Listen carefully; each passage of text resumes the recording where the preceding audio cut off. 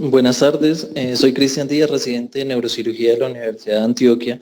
El día de hoy vamos a hablar acerca de tumores del sistema nervioso central. Vamos a hacer énfasis en los tumores cerebrales. Entonces recordemos que en el cerebro pueden haber tumores que son primarios y tumores que son secundarios, o sea, que son metástasis.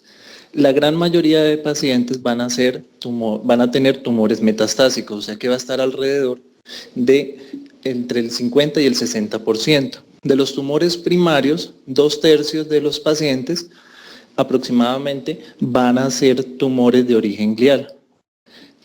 En cuanto a la localización, entonces vamos a encontrar que el 80% de los tumores se va a encontrar a nivel supratentorial. Aproximadamente el 15% va a estar a nivel del cerebelo y un 5% se va a encontrar en el tallo cerebral. En cuanto a las metástasis, básicamente en adultos vamos a tener que cualquier tumor puede metastizar, hacer una metástasis, pero lo que es pulmón, melanoma y el carcinoma de mama van a ser los más frecuentes. También tenemos carcinomas de células renales y carcinomas digestivos. Las metástasis pueden ser únicas o pueden ser múltiples. Únicas tenemos, por decir algo, el adenocarcinoma de pulmón, tiroides, mama, riñón o el colorectal. Y múltiples vamos a encontrar lo que es el carcinoma broncogénico de células pequeñas o vena y el melanoma y en caso tal de coriocarcinoma. Estos tumores, como van a ver, existe una gran variedad. Cualquier célula dentro del encéfalo puede generar un tumor. Entonces, a través de los años se han venido subclasificando. La OMS, la encargada de hacer esto, la última actualización se hizo en el 2016 y como podemos ver, aquí existe una gran variedad de tumores provenientes de las diferentes células. Entonces, aquí ¿qué tenemos? Que lo que les comentaba, los tumores que más van a aparecer son los de origen glial y entre ellos los astrocitomas. Entonces, como podemos ver en esta imagen, vemos que el epéndima, las microglías, los astrocitos de los vasos, de los oligodendrocitos, cualquiera de estas células nos puede llegar a generar un tumor. En cuanto a los astrocitomas, que son los tumores primarios más frecuentes, se dividen histológicamente en 4 grados. Entonces tenemos del grado 1 al 4, pues, lo que nos va hablando de mayor grado de malignidad y desafortunadamente tenemos que el glioblastoma, o sea, el peor de todos, es el más frecuente también de todos. En niños cambia un poco esto. En los niños tenemos más ependimomas, astrocitomas pilocíticos, que como vimos en la gráfica anterior, son grado 1, y tenemos el meduloblastoma. La gran mayoría de tumores en niños se ubican principalmente a nivel infratentorial. Y al estar infratentorialmente, en la clínica puede aparecer algo que es el síndrome de Parinaud, que como sabemos es una limitación para la mirada vertical hacia arriba. Metástasis en niños también pueden suceder, pero es menos frecuente. O sea, en los niños es más frecuente que sean tumores primarios y en los adultos es más frecuente que sean metástasis. Las metástasis que pueden dar en los niños, entonces tenemos los sarcomas, los neuroblastomas y los diferentes tumores de células germinales. ¿Cómo diagnosticamos un tumor? Entonces, como todo en medicina, tenemos que tener una clínica y nos apoyamos en ayudas paraclínicas. Entonces, los síntomas clínicos pueden ser generalizados o pueden ser focales. Generalizados, por lo general, corresponden al efecto de masa del tumor dado por el edema o por el mismo tumor como tal. Los focales, entonces, es cuando hablamos de los signos de focalización, como afasias, como paresias, alteraciones en el lenguaje. Al examen físico, ahora vamos a hablar un poco más de eso. Y en cuanto a los paraclínicos, entonces tenemos 3 grandes ayudas, que son la imagenología, los estudios a nivel de patología y los diferentes estudios séricos que se pueden realizar de acuerdo al tumor. Entonces, lo que les mencionaba, el efecto de masa. Entonces, el tumor no solo, él tiene un volumen y ese volumen se adiciona el edema que tenga. Entonces, ese edema que se le adiciona es lo que va a comprimir las diferentes estructuras. Eso nos puede llegar a generar pues aumento de la presión intracraneana, y eso nos va a dar unos signos imagenológicos que son la herniación sulfalcina, que en este caso la podemos observar como el tejido de un lado del hemisferio pasa por debajo de la fals y comprime hacia el lado contralateral. Tenemos la herniación uncal, donde aquí podemos ver en el círculo en amarillo, donde el uncus del temporal nos va a comprimir el tallo cerebral y nos va a comprimir el tercer par, y podemos hacer entonces encontrar un paciente midriático de ese lado. La herniación transtentorial.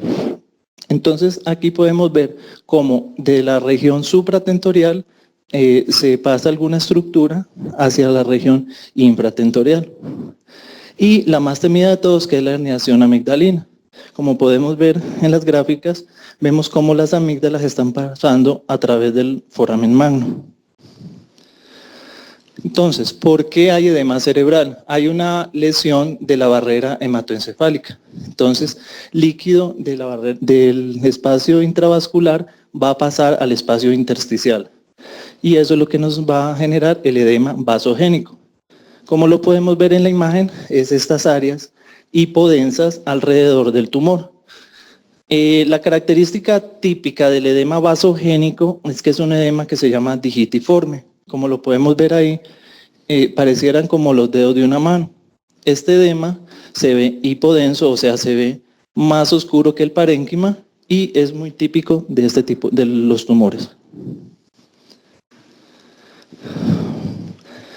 Entonces, podemos tener tumores en diferentes localizaciones, y la localización nos va a dar la clínica. No es que de acuerdo al tumor, así mismo va a ser la clínica. Solo en el caso, digamos, de los tumores de hipófisis, vamos a encontrar ciertas alteraciones metabólicas, como ya lo mencionó la doctora Claudia. En el caso de los tumores de tallo, ¿qué podemos encontrar? Déficit de pares craneales, básicamente. Entonces, ¿qué tenemos? Acuérdense que hablamos de síntomas generalizados. Entonces podemos tener un paciente con cefalea, un paciente con alteraciones cognitivas, podemos tener pacientes que convulsionan, pacientes con náuseas, con emesis, y los pacientes pueden llegar a perder el estado de conciencia. En estos casos, cuando es súbito, ¿sí?, podemos pensar que de pronto sangró, ¿sí?, porque hubo una condición que hizo pues, que el paciente se deteriorara más rápidamente. La cefalea puede aparecer hasta en el 50% de los casos, y la triada clásica que encontramos es un paciente con cefalea, con náuseas y al examen físico con edema papilar. Entonces, este edema, cuando está en sus etapas iniciales, a veces es difícil de diagnosticar. Entonces tenemos que agudizar mucho, hacer muchos fondos de ojo y sospecharlo siempre. Dependiendo la localización del tumor, podemos llegar a tener hidrocefalia. La hidrocefalia la podemos manejar con las técnicas de endoscopia, haciendo algo que se llama una tercer ventrículo cisternostomía, o con una derivación ventrículo-peritoneal. Algo importante es en cuanto al dolor de cabeza. Y ahí viene lo que son las banderas rojas. Nos van a llegar muchos pacientes al servicio de urgencias y no todos pues, van a tener banderas rojas. Aquí, ¿cuáles tenemos? Una cefalea que es nueva, de reciente aparición. Por lo general, cefaleas, hay gente que sufre de migraña, que sufre de otras alteraciones, y tendemos a confundirnos un poco. Entonces, si cambió el patrón, si es nueva, si es de presentación en un paciente de 50 años que previamente no sufría cefalea, que tiene otros signos como meningismo, déficit neurológico, o que se desencadena con cualquier maniobra de Valsalva, debemos pues ponerle más atención y estudiarla. Algo, ustedes han escuchado todos el signo del sol poniente. Es otro de los signos que debemos ubicar. Como ustedes pueden ver en la gráfica, de acá, miren el niño con la mirada hacia abajo, igualito a cuando el sol ya está atardeciendo, ¿sí?, cuando ya está acabándose el día. Entonces, ¿esto por qué se produce? Porque hay una compresión en la región posterior, en el tectum del mesencéfalo. Este síndrome pues también se llama del cerebro medio dorsal. En cuanto a los tumores, pues dependiendo de la localización, hablemos un poco de los de hipófisis que ya se hizo, entonces simplemente tener en cuenta que dentro del examen físico de ellos, ellos tienen un déficit visual, entonces por lo general, por compresión del quiasma, van a tener una hemianopsia bitemporal. ¿Cómo lo podemos observar? En este ejemplo de lo que sería la visión del paciente y acá lo que nos reportaría una campimetría. Otra cosa, siempre hay que pedirle al paciente que por favor sonría, que muestre los dientes, ¿sí? Como en el caso aquí de Ita. ¿Y por qué? Porque una de los hallazgos que más frecuentemente encontramos es la paresia o la paresia del séptimo par. Entonces aquí lo que tenemos es que tratar de identificar si es una parálisis facial central donde vemos compromiso de los 2/3 inferiores o si es una parálisis facial periférica donde se compromete toda la hemicara. Algo más importante en el examen físico es recordar el síndrome piramidal. Entonces son pacientes que pueden tener una hemiparesia o una hemiplegia contralateral. Si la lesión está supratentorial, entonces recuerden que la paresia facial va a ser del mismo lado de la hemiparesia. Y si la lesión posiblemente es a nivel del tallo, la paresia facial va a ser del lado contralateral al de la hemiparesia. Bueno, entonces, en cuanto a las ayudas paraclínicas que vamos a utilizar, lo más importante para el diagnóstico va a ser las imágenes. Dentro de las imágenes, entonces, tenemos que la primera ayuda que siempre se debe pedir es la tomografía. La tomografía, pues, es rápida, sencilla y nos va a indicar cuál es el paso a seguir. En la resonancia, vamos a ver cómo podemos ver múltiples secuencias T1, T2, FLAIR, difusiones, las cuales nos van a permitir tratar de llegar a un diagnóstico etiológico, pero solo la muestra quirúrgica como tal es la que nos va a dar el diagnóstico definitivo. Aquí unos ejemplos, un paciente con un glioblastoma, donde podemos ver una captación en anillo, una necrosis central, en el FLAIR vemos un edema perilesional y miren cómo se miraba en la tomografía. Si ustedes ven, se pueden confundir con abscesos o con otras lesiones. Aquí tenemos más ejemplos de tumores, un meningioma, acá donde podemos observar un tumor hipofisiario, un craniofaringioma, en la siguiente imagen, y en la última un pineoblastoma. Entonces tener en cuenta, como ya lo hemos venido mencionando, todas las posibles etiologías que pueden dar imágenes parecidas o clínica parecida, como los infartos, las alteraciones vasculares, las alteraciones infecciosas y alteraciones como la desmielinización. Entonces recordar lo mismo, que hasta una hemorragia subaracnoidea, un absceso, ¿sí? O sea, es un espectro muy amplio de entidades patológicas que se deben diferenciar. En cuanto al manejo, entonces va a ser médico, quirúrgico, y podemos tener, y aquí vamos a tener grandes pilares. Entonces, en cuanto al manejo médico, lo más importante, lo que ustedes tienen que tener en cuenta es el manejo del edema cerebral, de las convulsiones, que como lo mencionaron antes, pueden empeorar y pueden herniar al paciente, y la posibilidad de que estos pacientes tengan trombosis venosa. El manejo puede ser urgente o programado en la parte quirúrgica. Y algo que se sale un poco del contexto de esta charla es la radiación y la quimioterapia, pero que todos tenemos que saber que hay que tenerlas en cuenta. Basados en la funcionalidad del paciente, como una de las escalas que nos puede ayudar es la escala de Karnofsky, entonces nos ayuda a tomar decisiones. Esta escala pues va de 100 a 0, es muy utilizada en oncología.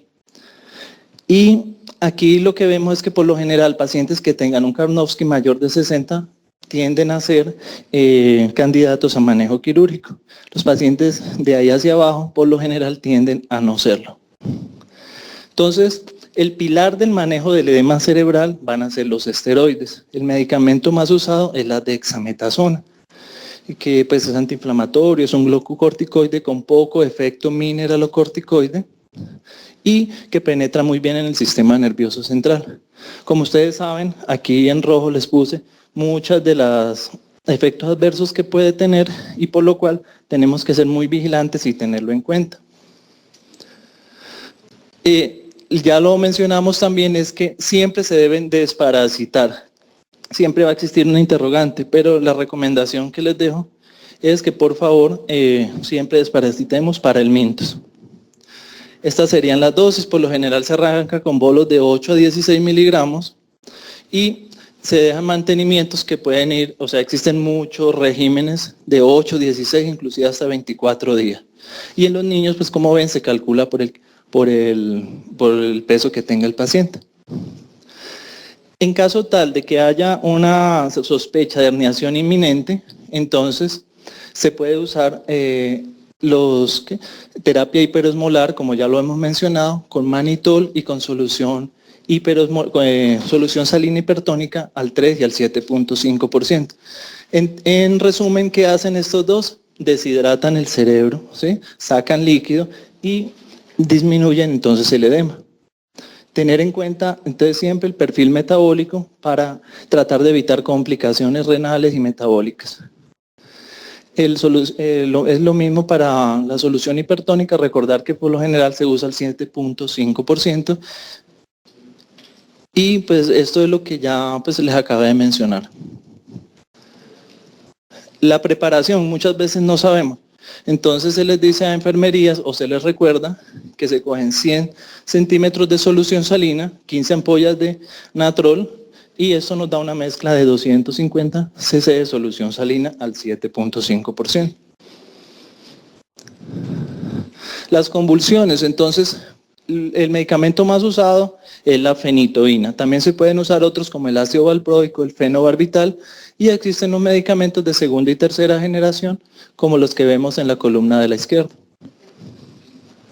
Entonces recordar, la carga es la misma de fenitoína, 18 a 20 miligramos kilos, dosis de mantenimiento de 5 a 7, lo mismo en niños, pero no hasta 7, sino hasta 5. Y recordar que debe ser una infusión lenta que no pase más de 50 miligramos minuto.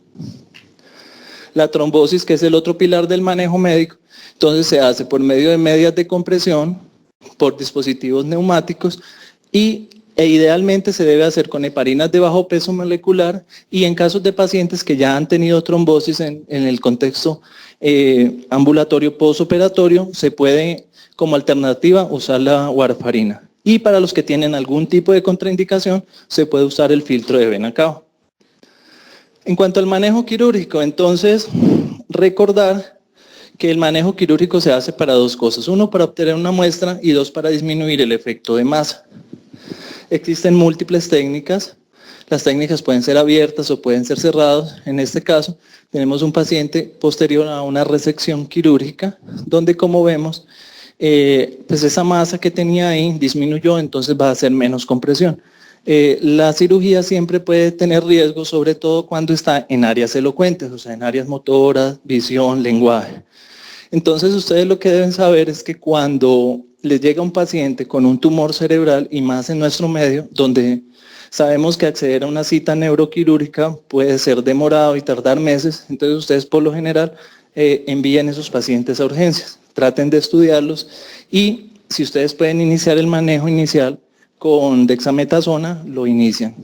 Y nunca dejar de mano el manejo como sería el manejo analgésico, evitar las úlceras por estrés, todo el manejo metabólico como tal. Recuerden, estos pacientes en cualquier momento, digamos, la cefalea puede aparecer, entonces siempre medicarlos.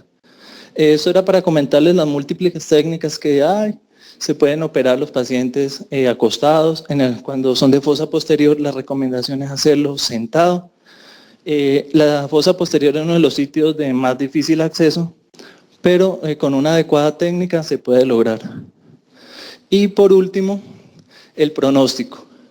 El pronóstico de los pacientes siempre debe tratar de unir muchas cositas, ¿sí? Entonces, como vemos en la imagen, para ver cómo es el pronóstico del clima, entonces tomaron los grados, la humedad, la temperatura, etc. Entonces nosotros acá tenemos que tratar de mirar la funcionalidad, la edad, el tipo de tumor, el tipo de resección que se hizo, qué se encontró en el tumor y pues de acuerdo a eso vamos a clasificar el tipo de tumor y la posible sobrevida que tenga.